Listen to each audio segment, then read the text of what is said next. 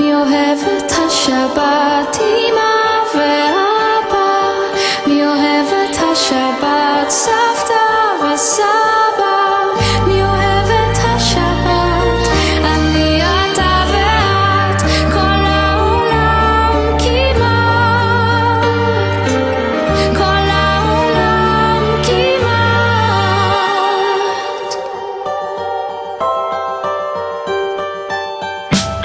אז הדברים הקטנים עושים לנו את סוף השבוע. סלקום מזמינה את לקוחותיה ליהנות ממשהו קטן וטוב בכל סוף שבוע מתנה. לפרטים נוספים ולהרשמה, סלקום.